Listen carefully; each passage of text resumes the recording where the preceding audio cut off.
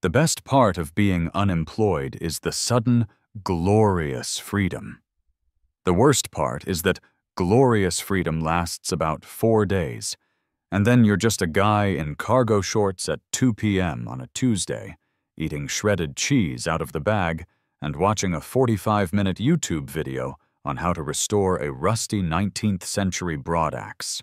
I was 3 weeks into my fun employment sabbatical, which is what I called it so my wife, Sarah, wouldn't use the scarier word, unemployed. My last gig as a senior graphic designer had been restructured, which is corporate speak for your job has been given to a 22-year-old in another time zone who works for 1/5 your salary and thinks kerning is a brand of yogurt. So my days had a new rhythm. Wake up, feel a pang of existential dread. Mute it with coffee. Productively browse job sites for an hour, which mostly involved me critiquing the terrible logos of the companies I was applying to. And then the main event, the YouTube deep dive. Axe restoration led to Japanese woodworking, which led to building a forge in your backyard, which led to a 4-hour rabbit hole on the history of medieval siege weapons. I was pretty sure I could now build a working trebuchet. I had no job, no prospects, but by God, I could lay siege to a castle. "Are you looking at catapults again?" Sarah asked. I clicked the tab closed. She was standing in the doorway of my home office, dressed for her job as a physician's assistant. She looked sharp, competent, and most terrifying of all, employed. "It was a trebuchet," I mumbled, wiping cheese dust on my shorts. "It's a counterweight system. Totally different." She sighed, the long, patient sigh of a woman who was single-handedly supporting a 40-year-old man-child and his medieval warfare hobby. "Okay, well, while you're conquering the Middle Ages, could you at least get the mail? And maybe, I don't know, see what the side of the house looks like in the daylight?" "Right, the mail. On it." The walk to the mailbox was my big outing for the day. I shuffled out onto 124 Oak Street. Oakwood Estates. A nice neighborhood. A boringly nice neighborhood. The kind of place where the only two acceptable house colors are agreeable greige and taupeless. We were, to my shame, taupeless. I flipped through the mail. Junk, junk. A water bill. And one. A stiff, heavy stock envelope, the color of oatmeal, or a sad, unseasoned chicken breast. It was the color beige. Not just beige, but official beige. The return address, Oakwood Estates Homeowners Association. My stomach tightened. Nothing good ever comes in an official beige envelope. It's the color of bad news. I walked back inside, past the kitchen, and sat at the dining room table. Sarah was still packing her lunch. I opened it. The paper was thick. It felt expensive. They clearly had a budget. "What is it?" Sarah asked, zipping her lunch bag. I held it up. "It appears," I said, my voice dripping with the dramatic flair of a man with way too much time on his hands, "that we are criminals." "Oh God, what did you do?" "Me? Me? I am the victim here." I cleared my throat and began to read aloud. "Dear resident of 124 Oak Street, this letter serves as a formal notice of violation. Per the Oakwood Estates Covenants, Conditions and Restrictions, Section 4B, Subsection Aesthetic Harmony, your property has been cited for—" I paused for effect. "Cited for what? Your trebuchet plans? Worse, we have been cited for excessive and unsightly peeling paint on the north-facing window trim." Sarah blinked. "The north-facing... the window in the guest bathroom?" "The very same," I said grimly. But you can't even see that window from the street. Ah, exactly. Which implies, as I've long suspected, that the HOA board is employing either high-altitude drones or, more likely, a team of highly trained ninja squirrels with clipboards. I looked closer at the letter. And they've fined us. $50. $50. For paint, I couldn't see. On a side of the house that faced nothing but my neighbor Gary's prize-winning and aggressively oversized azaleas. I had a sudden, crystal-clear, and deeply creepy image of Brenda from the HOA board, a woman who always looked like she was sucking on a lemon, decked out in full camouflage, a night vision monocle screwed into her eye, commando crawling through Gary's mulch at 3 a.m. $50? Sarah sighed again, but this time it was the other sigh. The "I'm too tired for this" sigh. Oh, for goodness sake, Frank, just paint it. It'll take you an hour. You're home all day. It's not worth fighting. I looked at her, aghast. It's not the paint, Sarah. It's the principle. Aesthetic harmony. This is my aesthetic. It's called lightly distressed. It's shabby chic. People pay extra for this. It's shabby, Frank. There's no chic. It's just peeling. Please? She kissed me on the cheek. I'm late. I don't have the energy for one of your projects. Just paint the trim. She left. I stood alone in the kitchen, the beige letter clutched in my hand. Projects. She said it like it was a bad thing. Like my plan to build a wood-fired pizza oven out of reclaimed bricks was a project. It was, and the fire department had been very clear that I was lucky the garage was still standing. But this wasn't a project. This was war. I looked out the window. The sun was shining. The birds were chirping. A gentle breeze rustled the leaves of Gary's non-compliant azaleas. I crumbled the letter in my fist. Oh, it's not a project, I whispered to the empty room. It's a crusade. You can't go to war without reconnaissance, and you can't fight an HOA without reading the scripture. For the next 2 days, I didn't just abandon my job search. I forgot it existed. My new job was suburban barracks lawyer. My new mortal enemy was the Oakwood Estates Covenants, Conditions and Restrictions, or the CCNRs. It was a 200-page PDF document that I downloaded from the HOA's terrible, circa 1998 website. It was a masterpiece of terrible formatting, contradictory rules, and passive-aggressive legalese. It was as if a team of the world's most boring lawyers had gotten drunk and decided to write the unfunniest Mad Libs of all time. I printed it. I 3-hole punched it. I put it in a 3-inch binder. I got out a pack of multicolored highlighters. Sarah came home on the first day of my research. I was at the dining room table, surrounded by paper. "Did you paint the trim?" she asked. "Shh," I said, not looking up. "I'm deep. Did you know that per Section 9C, holiday decorations, all inflatable lawn ornaments must be deflated by 10 p.m.? Deflated. What is this, a police state? What about the joy of an all-night illuminated Santa?" Frank, and Section 6F, approved mailbox hues, lists 4 shades of beige. 4.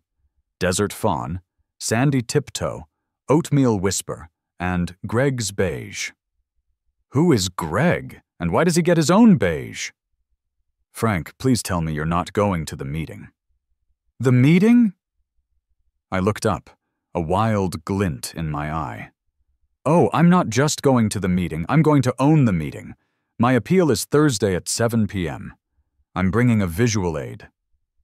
She just shook her head and went to make dinner. For my visual aid, I went to Kinko's. I took a high-resolution photo of the offending trim, the single, quarter-sized flake of paint that was peeling. Then I had it blown up. Not to an 8x10, not to a legal-sized sheet. I had it blown up onto a 24x36-inch foam core board. It was a terrifying, pixelated close-up of a tiny patch of paint. It looked less like peeling paint and more like a satellite image of a skin disease. It was perfect.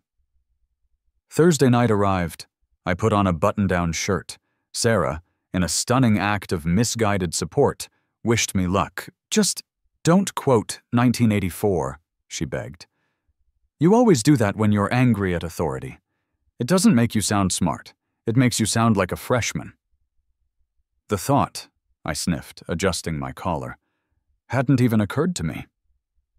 The meeting was held in the Oakwood Estates Community Center, a windowless room with a low-hanging acoustic tile ceiling and that faint, unmistakable smell of stale coffee, industrial carpet cleaner, and broken dreams. I was, by 3 decades, the youngest person in the room. There were maybe 10 of us. The other 9 looked like they were there to complain about pickleball noise. And at the front, at a long folding table, sat the triumvirate, the HOA board. In the center, the president, Brenda. Brenda was a woman who didn't just wear a beige cardigan. She was a beige cardigan. She had a tight perm of gray hair that looked like it could repel small arms fire. She peered at us over a pair of reading glasses, and her face was permanently set to disappointed. To her left was Gary, my neighbor. Yes, that Gary, the azalea traitor. He wouldn't make eye contact with me. To her right was a woman who was either asleep or just profoundly bored. "We'll call her Sleepy Susan." Brenda banged a small, sad gavel. The monthly meeting of the Oakwood Estates HOA is now in session. First order of business, new business. We have one appeal, Case 14C, Mr. Frank Henderson, 124 Oak Street, violation, unsightful peeling paint. "It's unsightly, not unsightful," I muttered. "Mr. Henderson?" Brenda said, her voice like gravel in a blender. I stood up. I walked to the front, carrying my giant foam core poster. I felt like a lawyer in a discount courtroom drama. I propped Exhibit A up on a sad little easel. "Brenda, board members, fellow residents," I began, my voice smooth. "I am here tonight to appeal Fine 14C. As you can see from this highly detailed photograph, the peeling in question is minimal." Brenda leaned forward, squinting.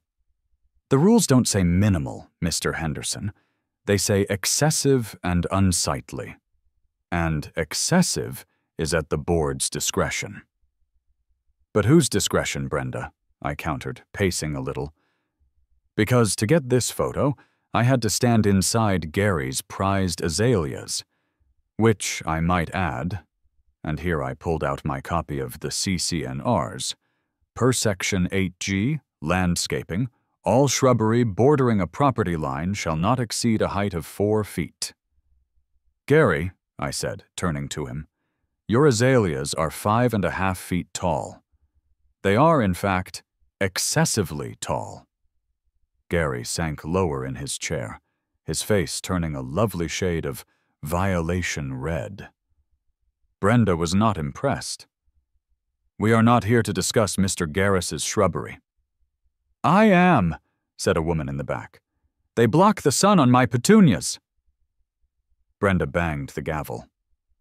"Order. Mr. Henderson, your point is—" "What, exactly?" "That you trespassed to take this photo." "My point," I said, getting a little hot, "is that this is a ridiculous, petty, and vindictive fine. The paint is barely peeling. I'd call it character. It's patina." "We do not," Brenda said, her voice dropping to a terrifying Arctic cold, "allow patina in Oakwood Estates." I was losing. I knew I was losing. So I did what any desperate man would do. I went for the jugular. "Fine. You don't like my patina. Let's talk about Section 11B. Approved entryway decor. It states, and I quote, 'All welcome mats must be of a standard size and composed of approved earth tones.' Brenda, your welcome mat. The one with the 3 cartoon cats on it. It's bright blue." Sleepy Susan's eyes popped open. Gary gasped. The room went dead silent. I had just accused the Queen of high treason. Brenda slowly took off her reading glasses. She folded them. She placed them on the table. She looked at me, and if her gaze had been a physical object, I would have been reduced to a fine beige powder. "Are you threatening me?" she whispered. "With a welcome mat violation, Mr. Henderson?" I suddenly realized I had made a terrible, terrible mistake. I had broken the cardinal rule of the jungle: never, ever corner a beige cardigan. I'm simply pointing out the hypocrisy," I stammered. "Hypocrisy is not on the agenda," Brenda snapped. "Your appeal to waive the $50 fine for Case 14C is denied." "Denied," I sputtered. "Furthermore, as you have failed to remediate the violation within the 10-day warning period, a period which you spent, apparently, photographing your neighbor's shrubbery and my front porch, you are hereby assessed an additional $25 fine for failure to remediate in a timely manner. Your total is now $75, due by the 1st of the month. Next item, pickleball noise." I stood there, foam core poster in hand. I had been publicly humiliated, outmaneuvered, and fined more money. I walked out of that room a changed man. I walked past the sad Petunia lady. I walked past Gary, who was still trying to blend into his chair. I walked out into the cool night air, the smell of carpet cleaner still in my nose. I had seen the face of bureaucratic evil, and it wore orthopedic sandals. Sarah wanted me to paint? Fine. I would paint, but I was going to paint a masterpiece. I stewed. That's the only word for it. I was a human crockpot of impotent rage. I spent the entire next day pacing the living room, replaying the meeting in my head. I had lines. I had comebacks. I had entire monologues I should have delivered. I should have brought up the font on the stop sign at the end of the cul-de-sac, I announced to the cat, who was busy licking himself. "It's not an approved sans serif. It's got flair. It's practically a party font. It's chaos, I tell you." The cat looked at me, blinked slowly, and went back to his leg. He was clearly in on it. Sarah came home that night to find me in the exact same spot on the couch, now surrounded by a small fortress of empty coffee mugs. She was pointedly not talking to me about the meeting. Instead, she was trying to create a calm environment by watching one of those home renovation shows. "How was your day, honey?" she asked, her voice laced with the kind of strained cheerfulness you use on a toddler who's about to throw a tantrum. "Brenda used a non-standard gavel," I grumbled. "It was almost certainly particle board. It was undignified." "Right. Well, look at this. They're turning this old barn into a barn dominium. Isn't that neat?" I glared at the TV.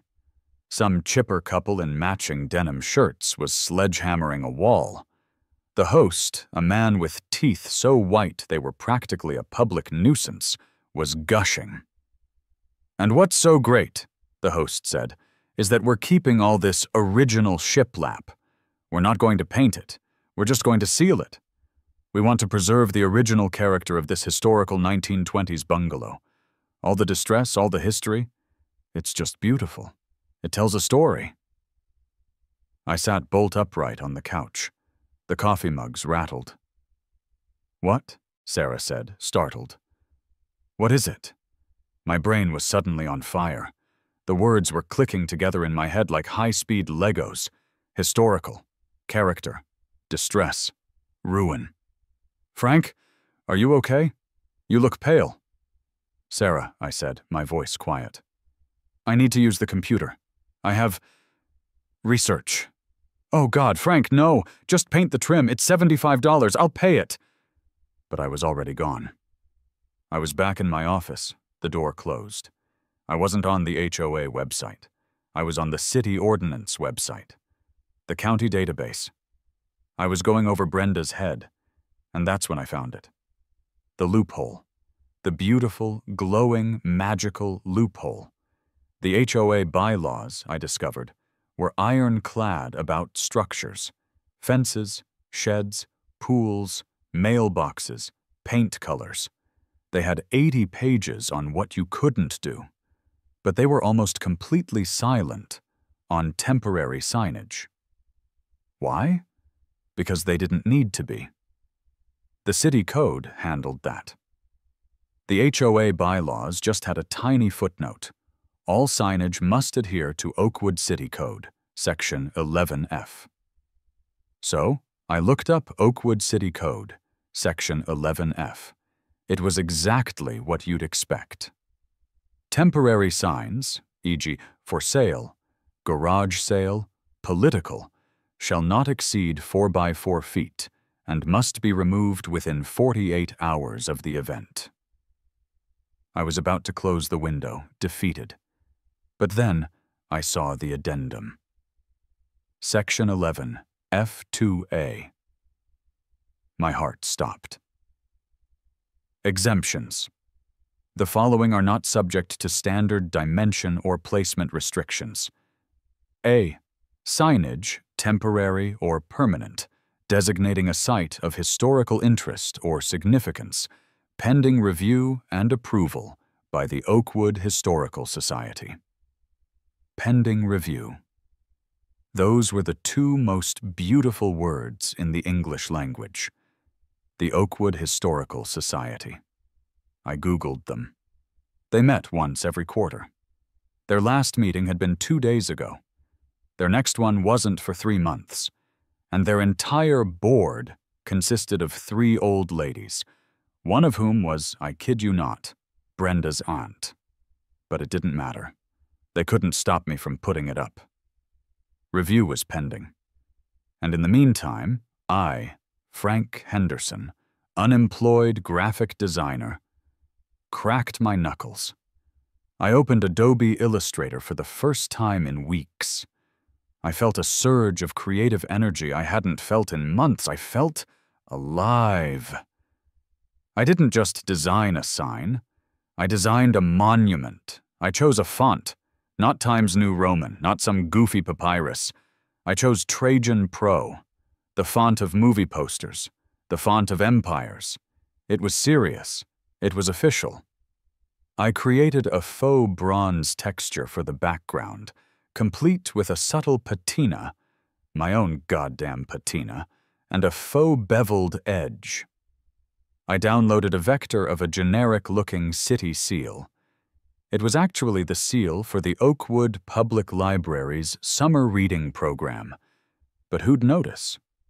And put it right at the top. And then I wrote the text. The words flowed from me like poetry, like divine inspiration. The historical ruins of 124 Oak Street, SNC, 1998. On this site, in the year 2025, homeowner Frank Henderson was cited for excessive and unsightly peeling paint by the Oakwood Estates HOA, designated a distressed property and out of harmony with the neighborhood. Let this monument serve as a reminder to all. Big Brother is watching, and he's judging your trim. Awaiting review by the Oakwood Historical Society. I leaned back. I giggled. It was a high-pitched, slightly unhinged giggle. I quickly glanced over my shoulder. Sarah was asleep. It was perfect. It was beautiful. It was 100% legal. And it was definitely going to be bigger than 4 by 4 feet. The next morning, I was a man on a mission. I had my design exported as a high-resolution PDF, and I was on the phone.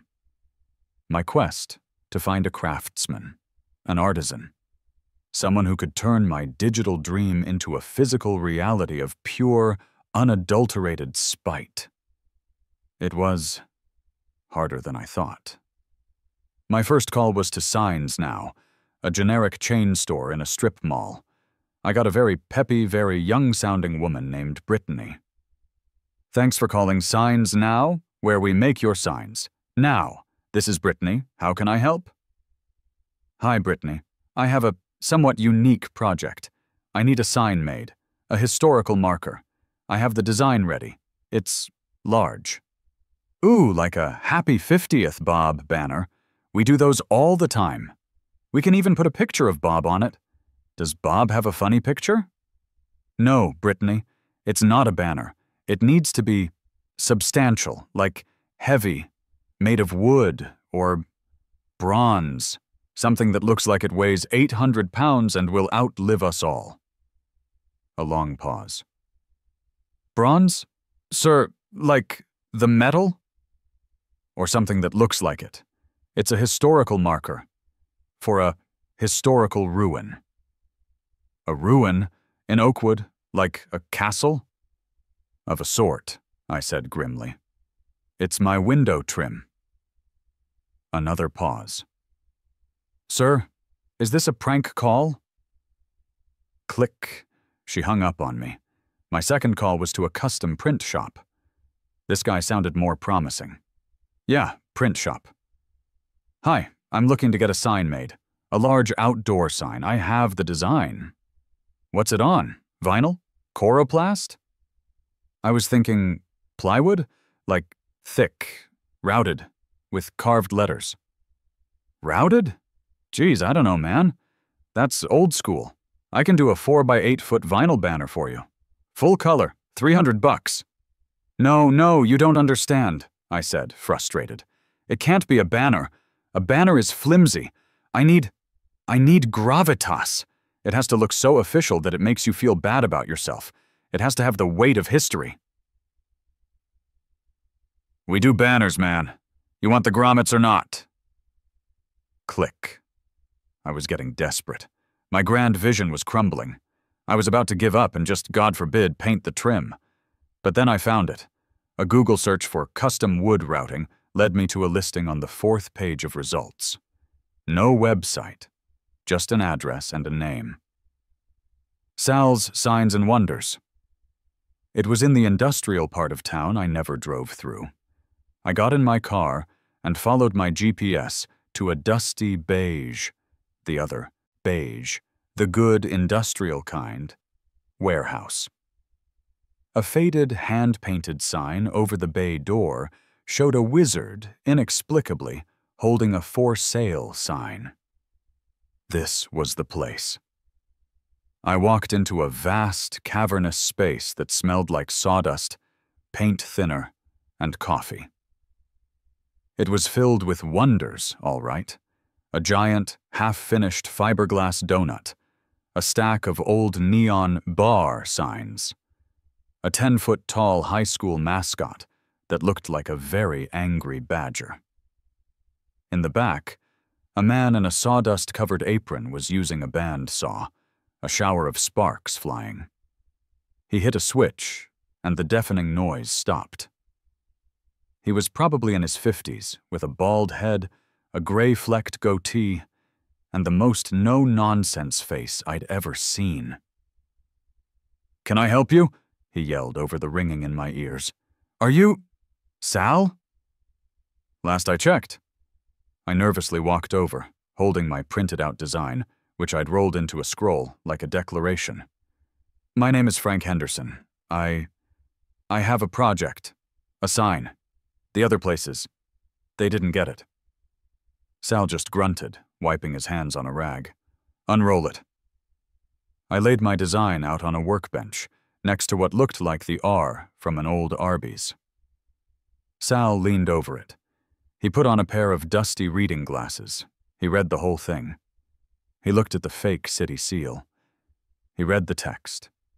He got to the part about Big Brother. He didn't laugh.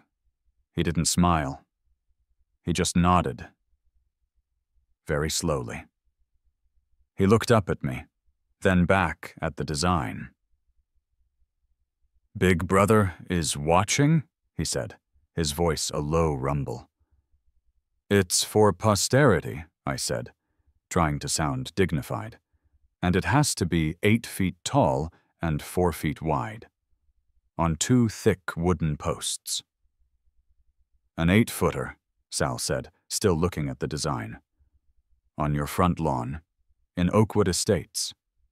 You know the neighborhood? I know Brenda. My blood went cold. You know Brenda?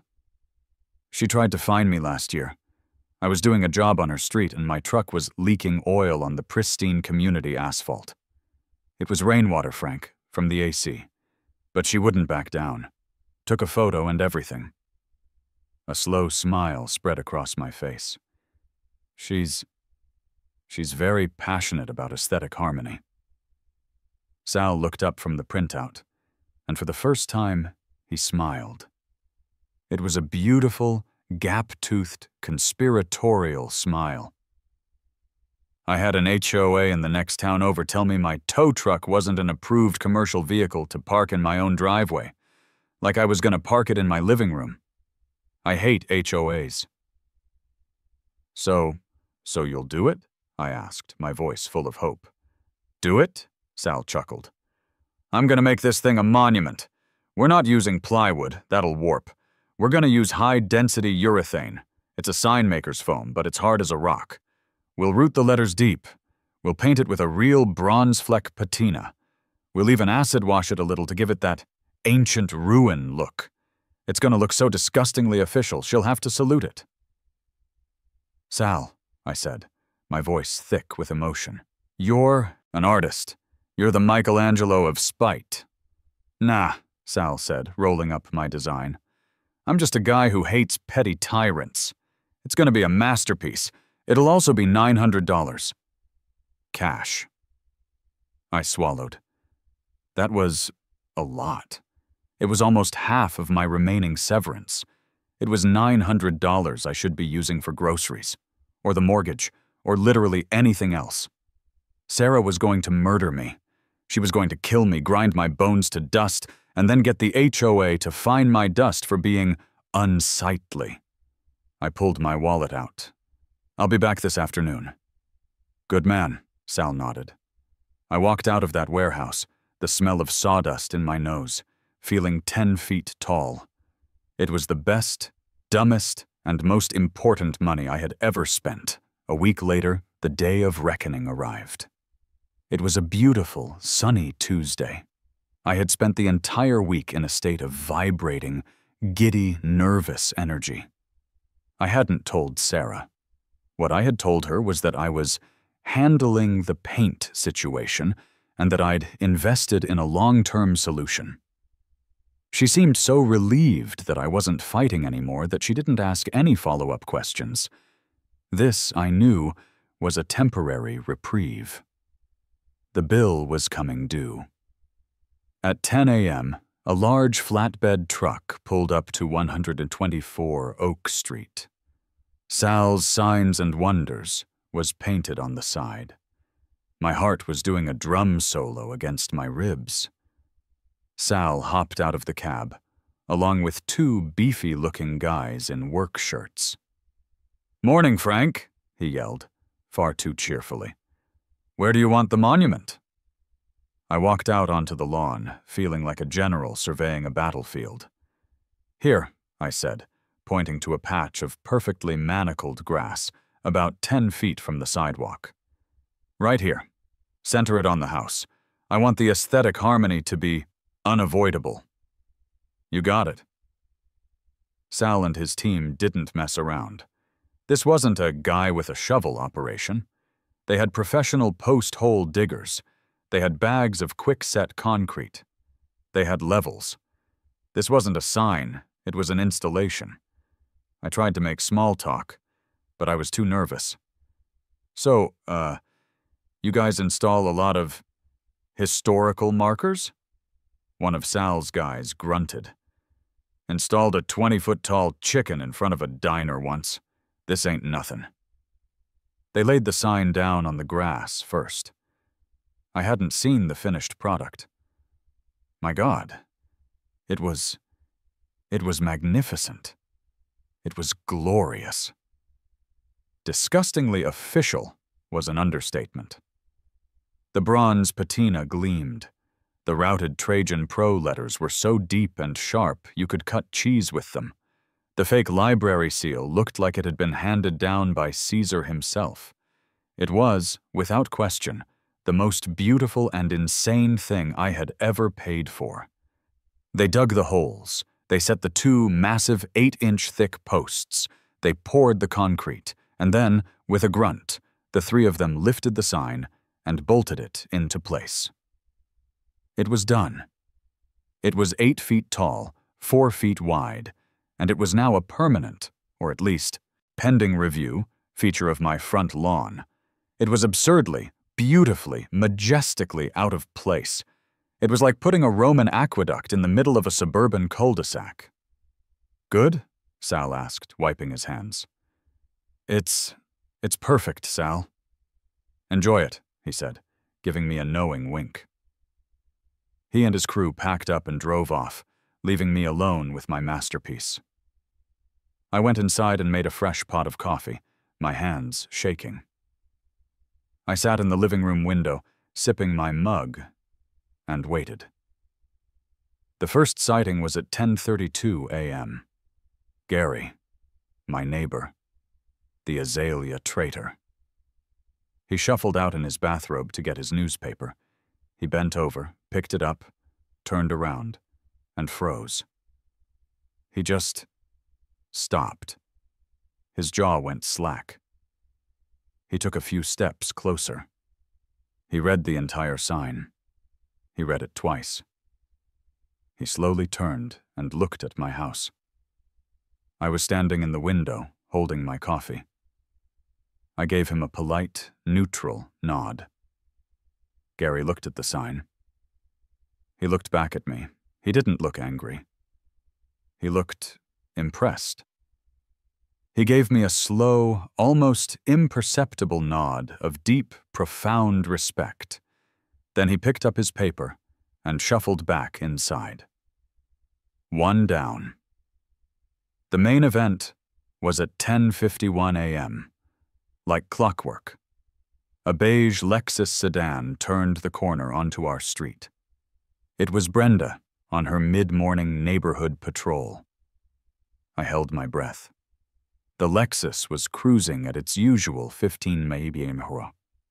It passed my house. And then I heard the most beautiful sound in the world.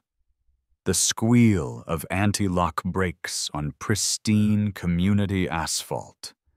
The car stopped, dead in the middle of the road. It just sat there for a full 10 seconds. I could feel the rage. I could feel the atomic-level confusion and fury radiating from that car. I imagined her sputtering, her lemon-sucking face turning a shade of non-approved plum. The car sat there for a full minute, a minute of pure, delicious silence. Then, the engine revved, the tires chirped again, and the Lexus sped off, going at least 30 miles an hour, breaking her own speed limit. I pumped my fist in the air. "Boom!" I whispered. "That's for the $25 late fee." The rest of the day was a blur of drive-bys. People I'd never seen before were slowing down, pointing, taking pictures with their phones. My house was a tourist attraction. The domestic fallout began at 5:32 p.m. Sarah's minivan pulled into the driveway. It stopped. But she didn't get out. She just sat there, car running, high beams pointed right at the sign. Finally, the driver's side door opened. She got out, slowly. She left her purse in the car. She left her keys in the ignition. She walked onto the lawn as if in a trance. She stood in front of the sign. She read it. I saw her shoulders tense. "Frank," she called out, her voice dangerously quiet. "What is that?" I came out onto the porch, trying to look casual. "That? Oh, that's our historical marker, honey. You know, for the paint. The Great Peeling Paint Incident of 25. See, it's got patina. It's ironic." She turned to me. Her face was white. "Frank," she said, reading the sign again. "Big Brother is watching? You put Big Brother on a sign. On our lawn." "It's a literary illusion," I said, a little too brightly. "It's from that famous historical novel, 1984. Seems appropriate, given the—" "You are going to get us sued. Sued, Frank. They're going to take our house." "They can't," I said, finally playing my trump card. "It's not a structure, it's signage, and per Oakwood City Code, Section 11F2A, all signs of historical interest are exempt from size restrictions pending review. It's a loophole, Sarah. A glorious 8-foot-tall, bronze-flecked loophole." Sarah just stared at me. She looked at the sign. She looked at me. She looked at the neighbors, who were now blatantly peering out of their windows. "You," she said, "are an idiot." And just then, as if on cue, a sound we hadn't heard in years echoed from the kitchen. The house phone? The landline?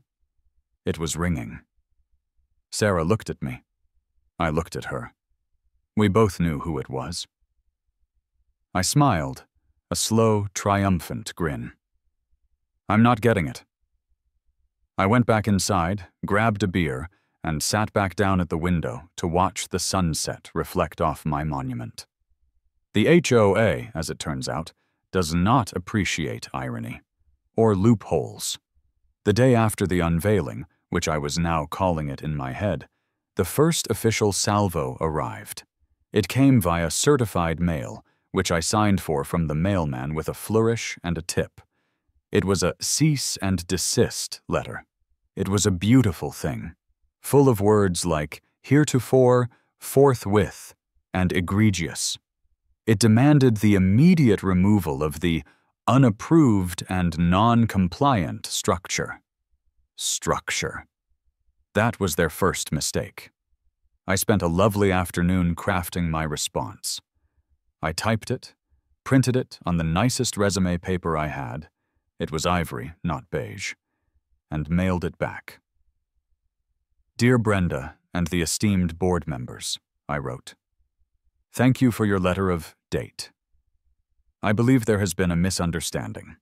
The structure you refer to is, in fact, signage. Per Oakwood City Code, Section 11F, which your own CCNRs defer to, it is exempt from standard restrictions. As you can see from the text, it is a marker of historical significance, awaiting review by the Oakwood Historical Society. I have already reached out to the Society to get on their docket and am in communication with them. I trust this clears up any confusion. Regards, Frank Henderson, Curator." In communication was technically true. I had sent the Society an email. They hadn't responded, but the communication was, at least in one direction, happening. This, apparently, did not clear up the confusion. A few days later, a second letter arrived. This one wasn't from Brenda. It was from Dewey, Cheatham, and Howe, attorneys at law. Or something equally generic. This one was scarier. It had more whereases and therefores. It cited public nuisance and intentional infliction of emotional distress, which I found hilarious. My sign was causing them distress. That was the whole point. It also mentioned potential litigation. I was starting to get a little nervous, but I held my ground. In the meantime, the neighborhood had split into two distinct warring factions. It was the Great Beige War. On one side, you had the Loyalists, Team Brenda. They were appalled. My other neighbor, Margaret, took to scolding me over the fence while I was pretending to weed. "You're ruining the property values, Frank," she'd hiss. "We all have rules to follow. This isn't some hippie commune." "I'm just preserving history, Margaret," I'd call back. "It's educational." But then there was the resistance, the rebels, the people who had also been nicked by Brenda's petty tyranny. My neighbor Ted, 3 doors down, came over one night holding a 6-pack of craft IPAs. "Dude," he said, standing on my porch and looking at the sign, which was now beautifully illuminated by my porch light. I just wanted to shake your hand." "Oh, it's just a... No, man, it's like Banksy level. It's righteous. This woman fined me because my son's basketball hoop was not an approved earth tone. It's a basketball hoop. What color did she want it?" "Oatmeal Whisper?" I had found my people. We were the Non-Approved Color Alliance. One woman brought me a plate of cookies because Brenda had fined her for having non-native flowers in her window box. Another brought Sarah a sympathy card and a bottle of wine, which Sarah accepted with a grateful, weary sigh. The sign was no longer just a sign. It was a symbol. It was the V for Vendetta of the suburbs. Brenda, realizing her letters were being ignored and her grip on power was slipping, did what all cornered tyrants do. She called in the military. Or, in this case, the Oakwood PD. It was a Saturday afternoon. I was, ironically, planning to finally paint the offending trim. I had the can open, the brush in hand. And then the cruiser pulled up. My heart didn't just drum, it went full-on heavy metal solo. This was it. I was going to be arrested for aesthetic terrorism. 2 officers got out. One was older, maybe 50s, with a face that looked like it had seen every stupid thing a human could possibly do, and was just tired. His name tag said SGT, Miller. The other was a rookie, looked about 20, and was visibly trying not to smile. His tag said Blevins.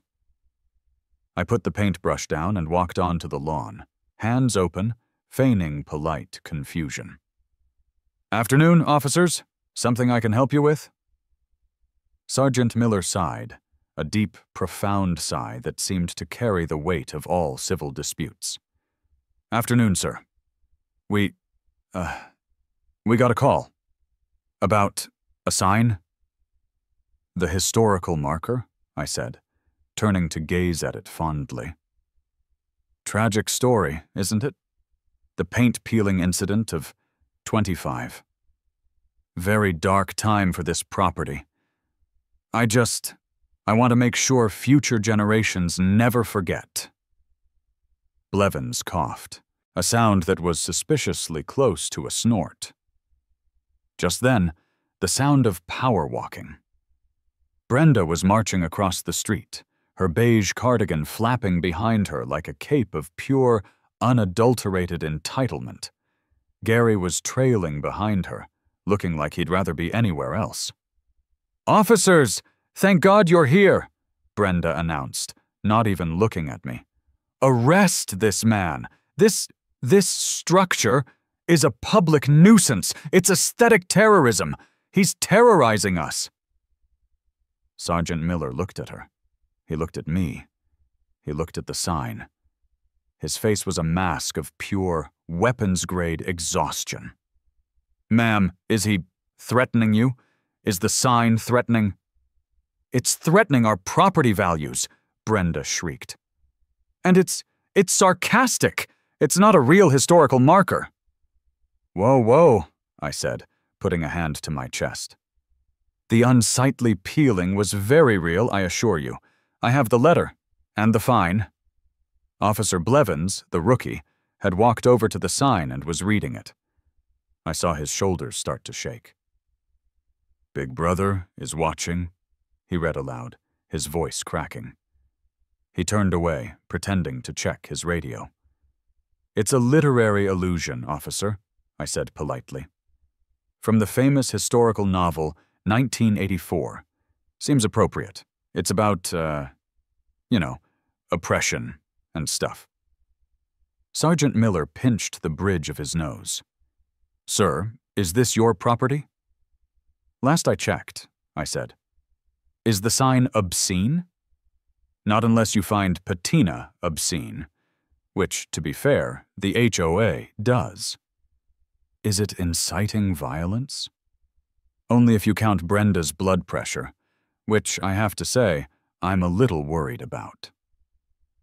Brenda was now a shade of purple that was definitely not on the approved color palette. This is not a police matter, she suddenly declared, realizing she was losing them. Wait, no, it is a police matter. It's harassment. Ma'am, Sergeant Miller said, finally turning his full, tired attention to her. This is a civil matter. It's between you, him, and your covenants. It's not a criminal matter. We can't arrest a man for putting a sign on his own lawn, even if it is this. But, it's so tacky, Brenda wailed. Tackiness, Sergeant Miller said, putting his sunglasses on, is not, as of yet, a jailable offense. Otherwise, we'd have to lock up half the town for their Christmas decorations. He turned to me. Have a nice day, sir. You too, officer, I said. Cool sign, he muttered, just loud enough for me to hear. They got back in the cruiser. Blevins was visibly biting his lip, his face red. As they drove away, I saw both of them just break down laughing. I turned back to Brenda. She was standing on the sidewalk, defeated, sputtering, her hands clenched into tiny beige fists. Gary had already slunk back to his azaleas. I gave her a polite, two-finger salute, picked up my paintbrush, and went back to my trim. I had won. The victory was complete. Or so I thought. The police call was the final ingredient, but some story had now officially escalated from petty neighborhood dispute to bona fide local spectacle. It started with a blogger. Some local mom blog that usually reviewed pumpkin spice lattes suddenly had a new post. Suburban Spite. Oakwood man declares war on Hoa with a giant sign. It included a blurry cell phone picture. That blog post was shared on the town's Facebook page. And all hell broke loose. The comments were a glorious tire fire. Half the town was on my side. Frank Henderson is my hero, and the other half was with Brenda. This is why people move to gated communities, to avoid this. By Monday, it was too good to ignore. A van from the local TV news station, Channel 8, pulled up. A reporter with impossibly blonde hair and a microphone that looked like a black ice cream cone knocked on my door. Her name was Tawny. Mr. Henderson, Tawny G. Wavers, Channel 8 News. We're doing a quirky community piece, and we'd love to hear your side of the story. My side? Sarah was at work. The kids were at school. I was an unemployed graphic designer with a desperate need for an audience. Tawny, I said, striking a somber pose on my porch. Come in. The tale is a tragic one. For the next 20 minutes, I gave her the full tour. I hammed it up, playing the part of the slightly unhinged but charming suburban folk hero. I showed her the original letter. I showed her my Kinko's foam core Exhibit A. And then I took her out to the monument itself. And this is where it happened, I said, gesturing to the north-facing window, my voice full of mock pathos. The distress started right here. The HOA, in their wisdom, designated it unsightly. So we felt it was our duty, our civic duty, to preserve this moment. For the children. Tawny was eating it up. And the Big Brother reference? A reminder, I said, looking gravely into the camera, that even in our lovely suburbs, we must remain vigilant, that aesthetic harmony can be a slippery slope. Today, it's my window trim. Tomorrow, it's our wind chimes. It's our souls. The piece aired on the 6 o'clock news. They used the wind chimes and souls part. I looked insane. And I was a hero. People were driving by constantly now. They were slowing down, honking, and giving me a thumbs up. Teenagers were taking selfies with the sign.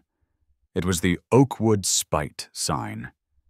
I was a local celebrity, and that's when it all came crashing down. I was in the kitchen, basking in the afterglow of my TV debut when Sarah came home. I didn't even hear her come in. I just turned around and she was standing there. She wasn't yelling. She wasn't angry. She was quiet. And that was so much worse. "Frank," she said, her voice small, "you have to take it down. Now." "What? What's wrong? Did you see me? I was great! Slippery slope. Our souls." "My boss saw you, Frank." I stopped. "Oh, that's great. He probably thought it was hilarious. He asked me if we were okay. He asked if we were having financial difficulties. He thought the sign was some kind of bizarre protest because the bank was foreclosing on us. He pitied me, Frank." "What? No, he just misinterpreted. And then," she continued, her voice starting to tremble, "my mother called from Florida. Florida, Frank. She saw the story on the internet. She's hysterical. She thinks we've joined a cult, and this is our manifesto. She wants to know if you're off your medication." "Are you?" "I'm not on medication." "And then," she said, a tear finally rolling down her cheek, "I picked up Lily from soccer, and she asked me why the other kids were asking if Daddy is going to jail for his crazy sign. She's 7, Frank, and she's being bullied because her father is a local, quirky community joke." My stomach turned to lead. The win evaporated. The giddy high of my TV performance, the selfies, the righteousness, it all just curdled. "Sarah, I didn't—" "Brenda is organizing an emergency petition," she said, her voice flat now, exhausted. "She's going door to door. She's trying to have us legally declared a public nuisance. She's got a lawyer, a real one, not just you and your 200-page binder." "She can't do that."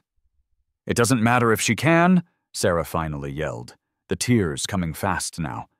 "This isn't funny anymore. This was your stupid, petty little war, and you won, okay? You won. You beat Brenda. You're the man. You're the suburban Banksy. Congratulations. But you're making our family look like lunatics. You're humiliating me. You're scaring our kids. And for what? For $75? I can't."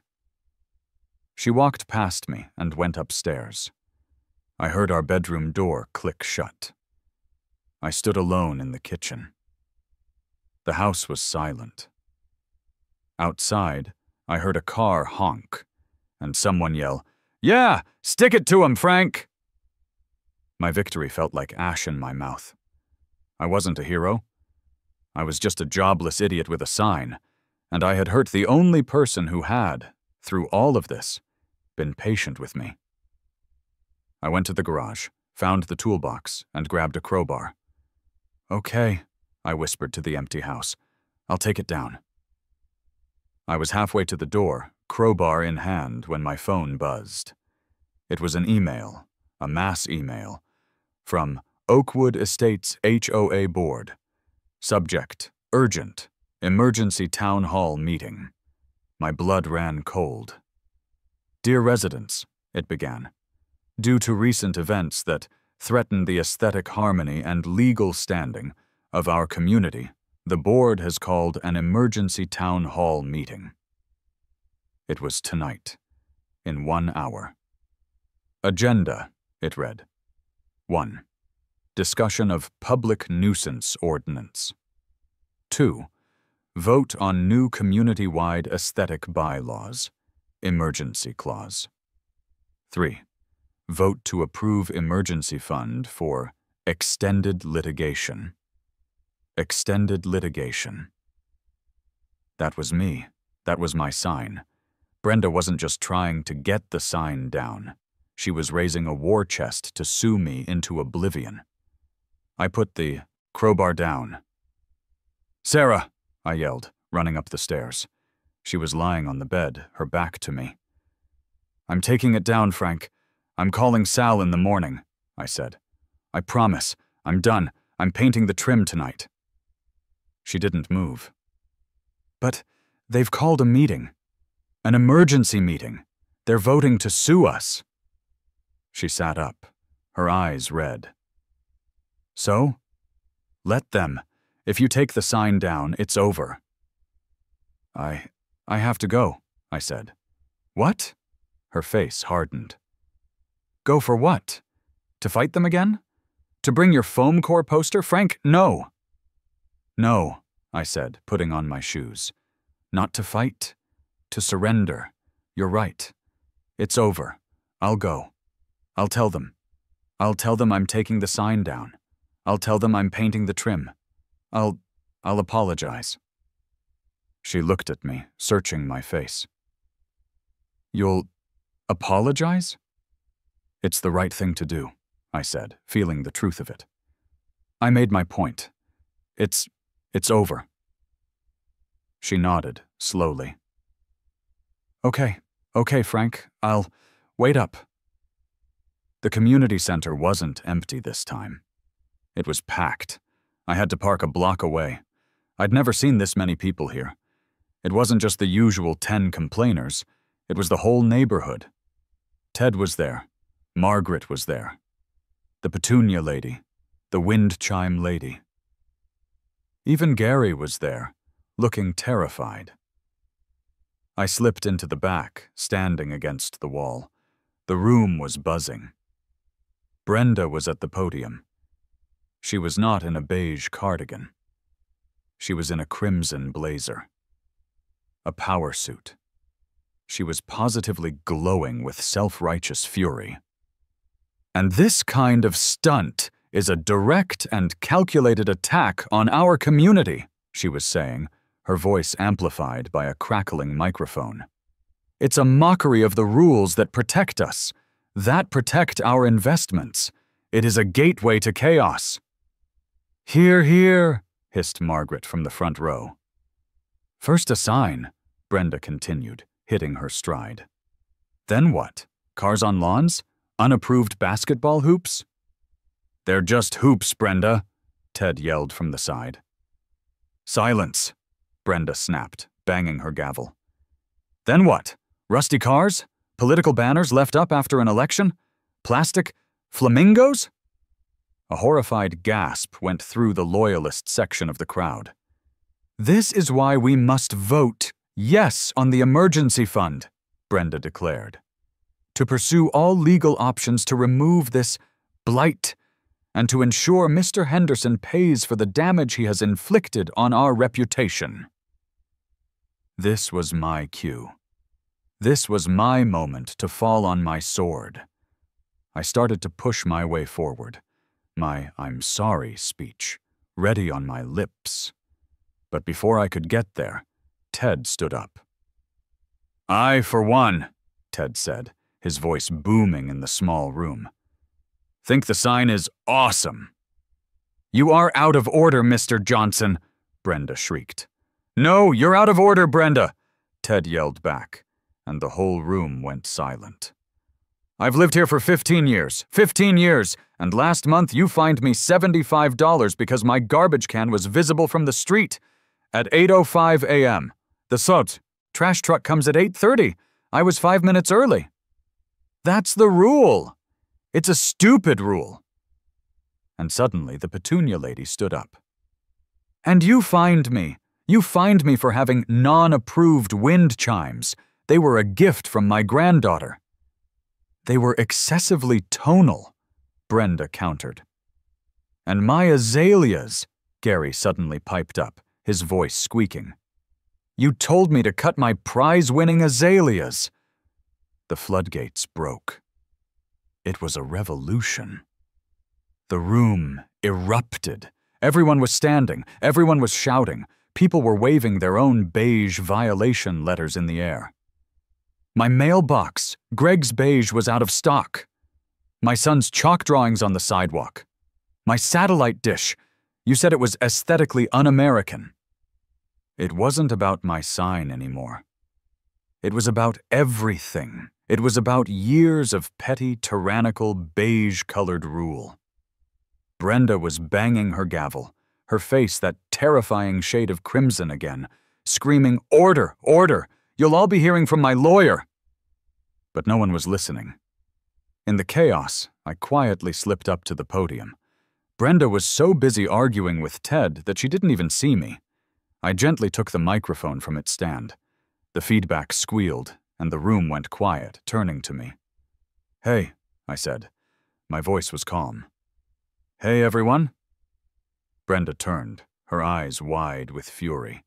"Mr. Henderson, you are not—" "She's right," I said, cutting her off. The room was silent. "Brenda's right. The sign, it's a bit much. I got, carried away." I looked out at the crowd. I saw Ted. I saw Gary. I saw Sarah, who had slipped in the back, her face pale. "I'm taking it down," I said. "Tomorrow. And I'm painting the trim. I'm sorry. I really am.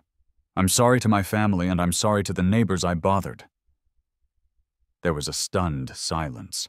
Brenda looked triumphant. She was smiling.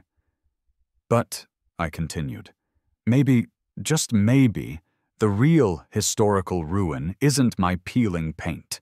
Maybe it's a set of bylaws so ridiculous, so petty, and so contradictory that we're all terrified of wind chimes, or our own garbage cans, or non-native flowers. Maybe we should be a neighborhood, not a beige correctional facility." The room was dead quiet for a beat, and then Ted started to clap. Slowly. Then the wind chime lady. Then Gary. And then the entire room, except for Brenda and Margaret, erupted in applause. It was deafening. People were whistling. Ted was yelling, "Beige correctional facility. I love it." Brenda, utterly, totally defeated, her face white with rage, grabbed her purse and her gavel. "You'll all be hearing from my lawyer," she shrieked, and she stormed out of the community center, Margaret scurrying behind her. The room was cheering. They were cheering me. I looked at Sarah in the back. She was crying, but she was smiling.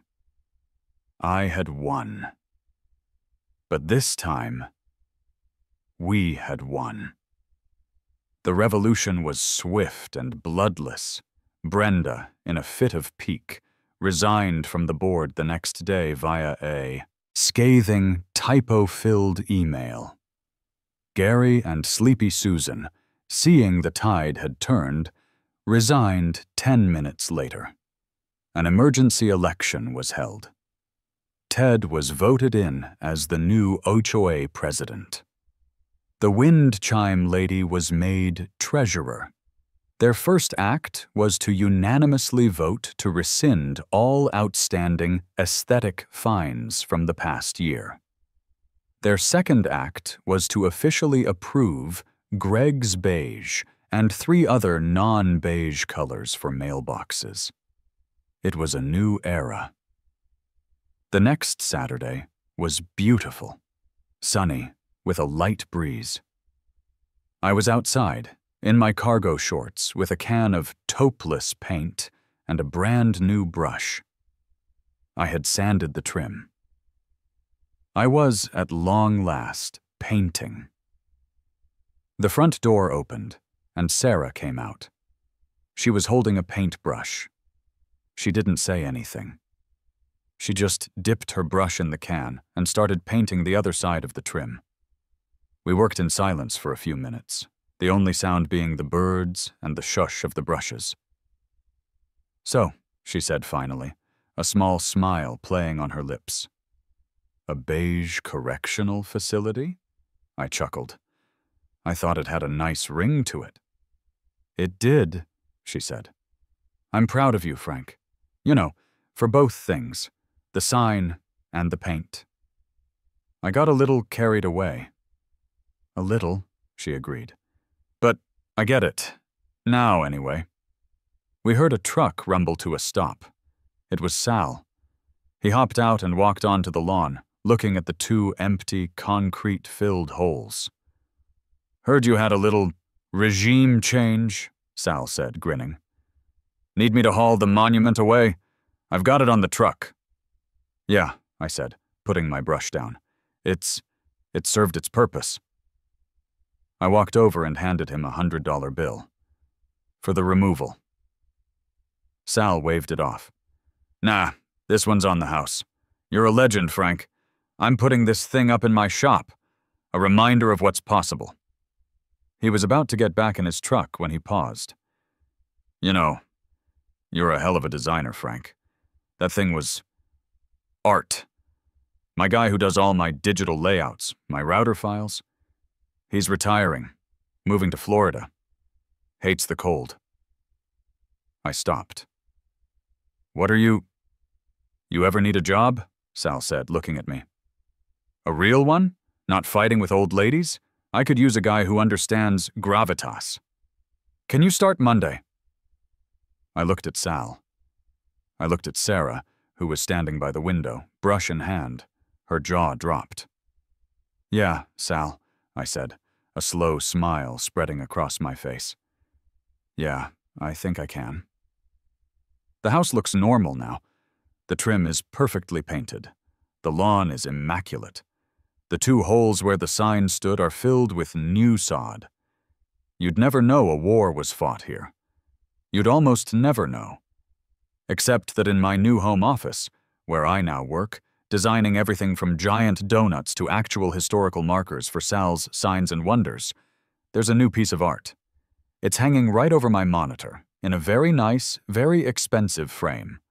It's a professionally printed 8x10 glossy photo of the historical ruins of 124 Oak Street.